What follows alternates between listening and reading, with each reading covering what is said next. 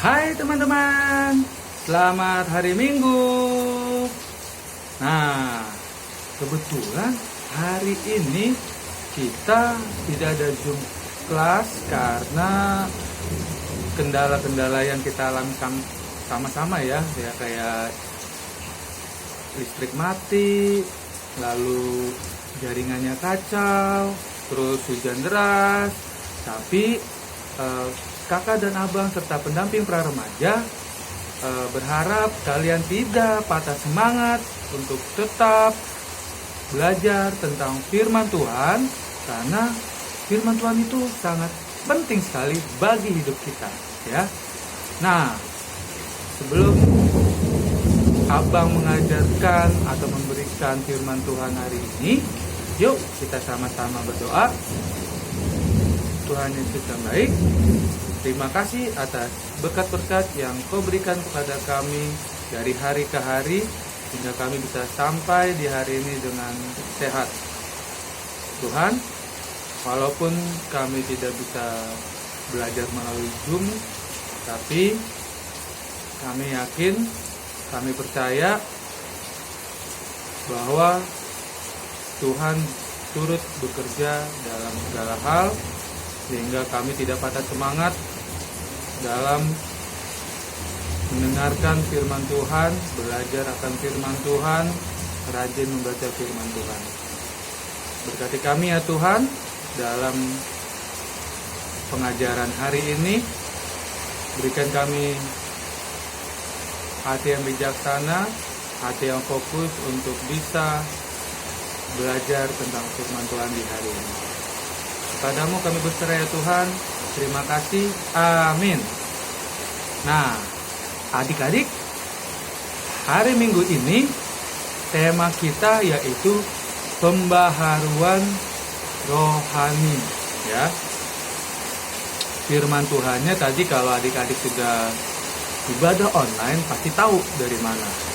Betul, dari Mazmur 119 ayat 1 sampai 8 ya. Oke, nah di sini kita buka dulu Alkitab kita. Ingat, Alkitab, not Alkitab maupun Alkitab. Abang akan membacakan yaitu Mazmur 119 ayat 1 sampai 8.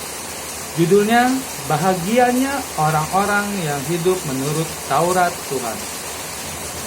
Ayat pertama, berbahagialah orang-orang yang hidupnya tidak bercela, yang hidup menurut Taurat Tuhan. Ayat kedua, berbahagialah orang-orang yang memegang peringatan-peringatannya, yang mencari Dia dengan segenap hati.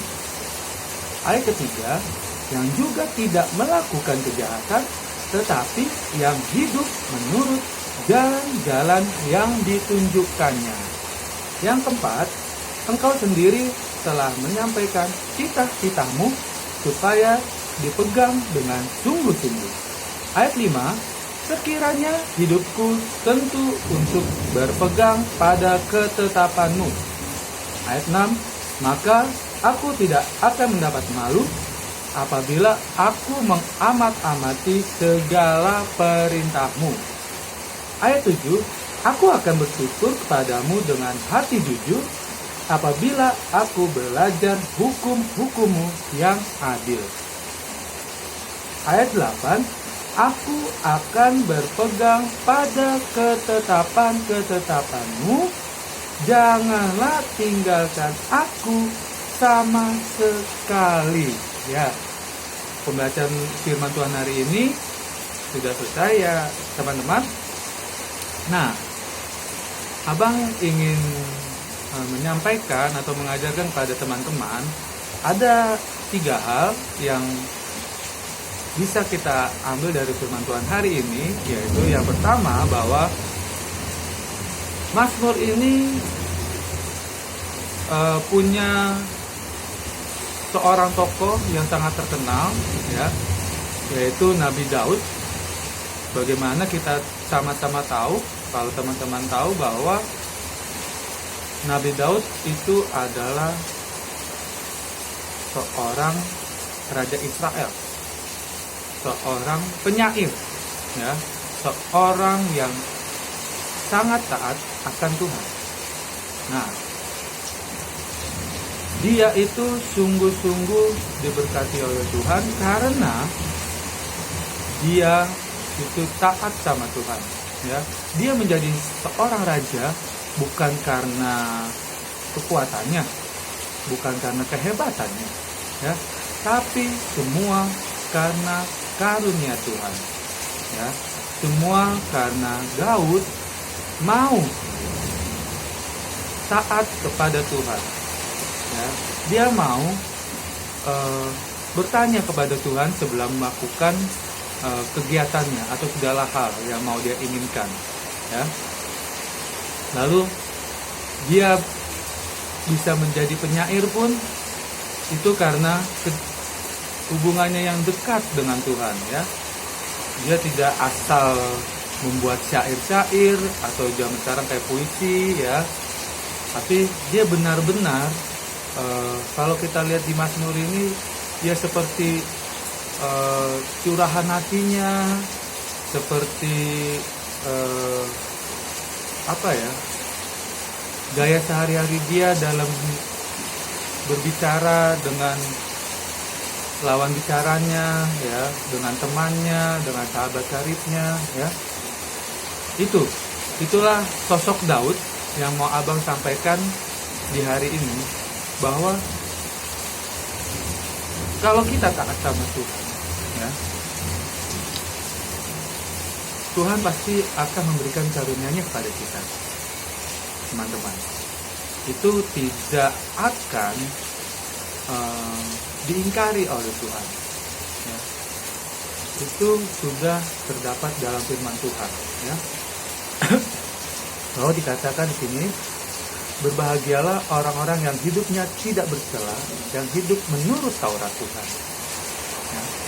Kita pasti akan berbahagia, sama seperti Nabi Daud, ya. Dia menuruti apa yang Tuhan sampaikan, ya, menuruti apa yang Tuhan larang, ya. Ya, dia menjadi seorang raja bangsa Israel, ya, yang menurut sejarah itu paling hebat, paling sukses, ya.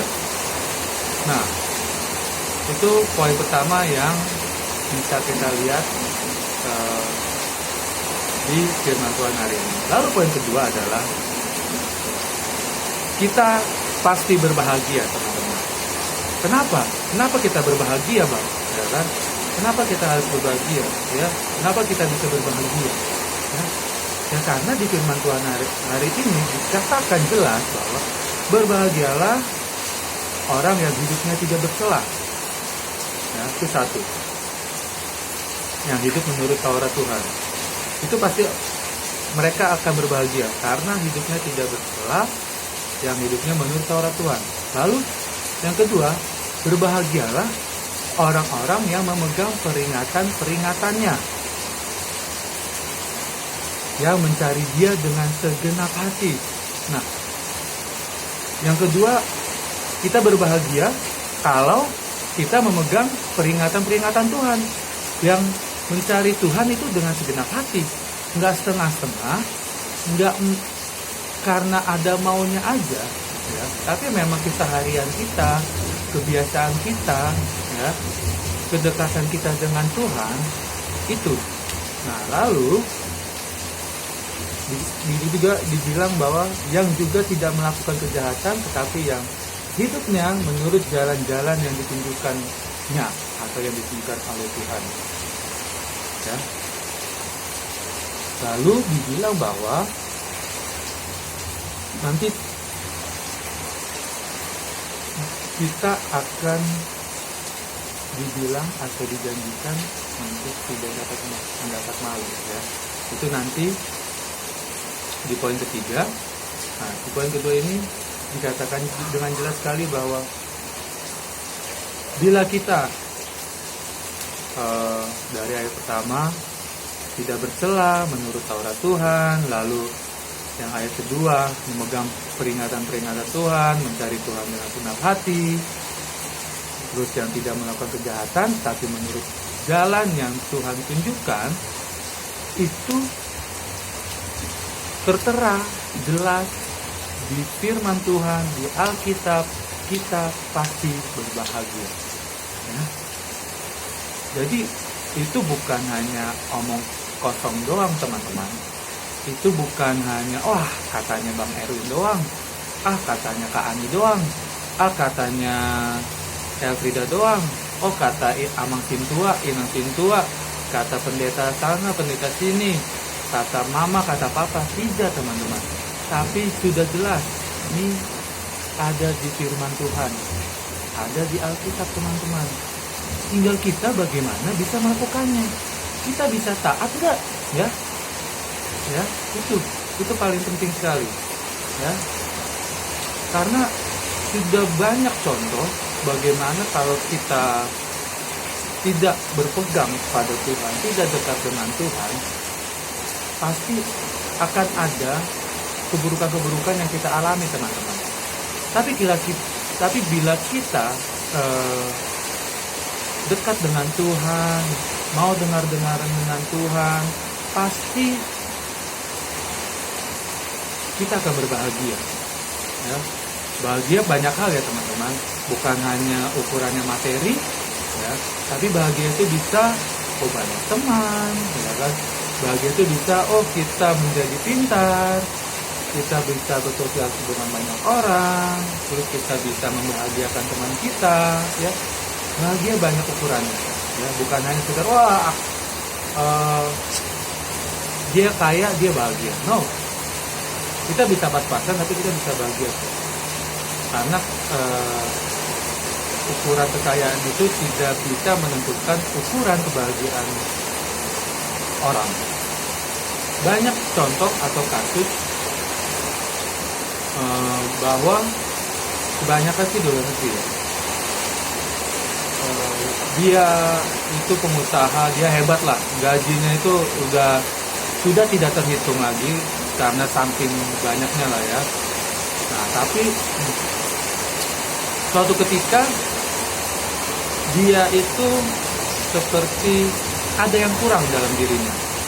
Dia bingung, apa yang dia selama ini kejar, apa yang selama ini dia cari, ya, itu semua udah dia dapati. Akhirnya dia stres, lalu bunuh diri. Ya. Nah, mungkin teman-teman yang anak muda zaman sekarang kan tahu lah ya berita-berita kayak artis-artis yang sempat bunuh diri itu kebanyakan anak band ya kan, vokalis Linkin Park, contohnya vokalis band Slap. Kurang apa lagi teman-teman? Ya. Mereka tenar, keluarga sudah punya, kekayaan ya nggak terhitung lagi kekayaannya. Ya. Tenar di mana-mana. Ya. Karyanya disukai oleh banyak orang, banyak fans. Kurang apa lagi? Ya kan?